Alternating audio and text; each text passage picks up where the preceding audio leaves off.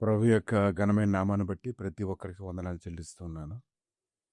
ఉదయకాలాన్ని కీర్తన గ్రంథం 23 అధ్యాయం 5 వచనం.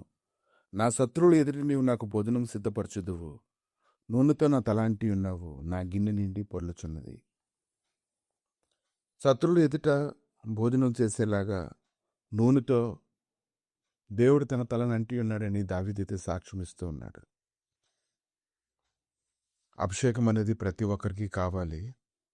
దేవుడు ఎప్పుడైతే ఒక వ్యక్తిని అభిషేకించుకుంటాడో అతడు తన ప్రత్యేకమైనటువంటి పనుల కొరకు సమయం వచ్చినప్పుడు అభిషేకం వారి మీద నిలిచినప్పుడు ఎన్నో గొప్ప కార్యాలు వారి జీవితంలో చూడగలుగుతారు. వారు అసాధారణమైన రీతిగా వారు దేవునికి ఉపయోగపడుతూ ఉంటారు. దావీదు జీవితంలోని అలాగే జరిగింది.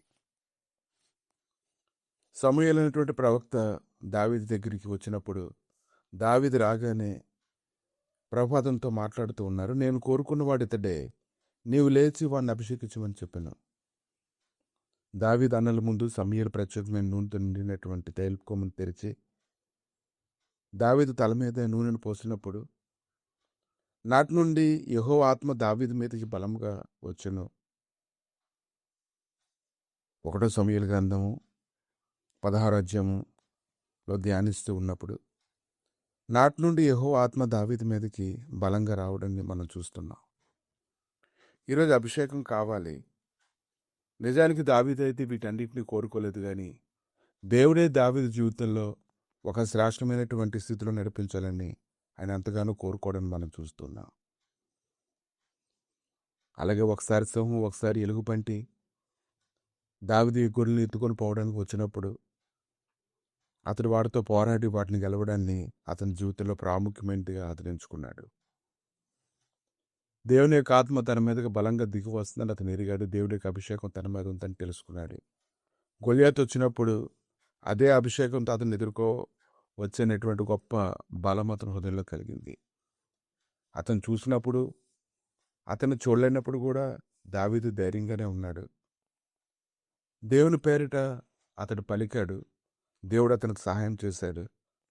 గొప్ప కార్యాన్ని అతని జీవితంలో దేవుడు చేశాడు. దానికంటే ముందుగా సౌలు అయితే అన్నాడు, ఈ ఫిలిష్తీయుని ఎదుర్కోవడానికి నీకు బలం చాలదు, నువ్వు బాలుడవు, నువ్వు బాల్యం నుంచి యుద్ధాభ్యాసం చేసినటువంటి వాడు కావని చెప్పాడు. కానీ అతను చూడడానికి చిన్నవాడిలాగే కనిపిస్తూ ఉన్నాడు, కానీ దేవుని యొక్క అభిషేకము అతని మీద పనిచేస్తున్నప్పుడు సింహం యొక్క బలం నుండి, ఎలుగుబంటి యొక్క బలం నుండి నన్ను రక్షించినటువంటి యెహోవా ఈ ఫిలిష్తీయుని చేతిలో నుండి కూడా నన్ను విడిపిస్తారని అతని విశ్వాసం ప్రకటిస్తూ ఉన్నాడు. ఈ ఉదయకాలాన్ని నీ ప్రతి పరిస్థితిలోని విశ్వాసం ప్రకటించు.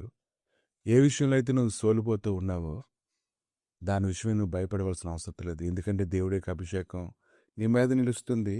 ఆ అభిషేకం నీ శత్రువులందరి ఎదుట నీకు భోజనం సిద్ధపరిచేలాగా, నిన్ను దేవుడు కనపరిచేలాగా, వారు చూసి నేను సిగ్గుపడేలాగా చేయడానికి శక్తివంతుడైనటువంటి దేవుడు నీతో ఉన్నాడు. ఎన్నో ఏళ్ళ నుంచి ఏ శత్రువులైతే నీ మీద పట్టు సంపాదించి నిన్ను బలహీనపరుస్తూ ఉన్నారో ఈరోజు వారు కట్టినటువంటి కట్లన్నిటిలోంచి దేవుడు నిన్ను విడిపించి నిన్ను బలపరచును గాక. నువ్వు స్థిరంగా ఉండు, నువ్వు కుదురుగా ఉండు.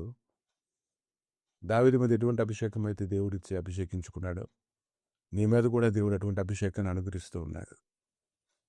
ప్రభువా, ఈ ఉదయకాలాన్ని ఎంతమంది అయితే నేను శత్రువులను బట్టి భయపడుతూ కృంగిపోతూ నేను హృదయంలో నాయన ఎంతో వేదన చెందుతూ ఉన్నారు, వారందరికీ ఈరోజు నాయన శత్రువులే వచ్చి సంధి చేసుకునేలాగా, శత్రువులందరూ భయపడేలాగా నువ్వు చేయని ఉన్నందుకు నీకు స్తోత్రం నాయన.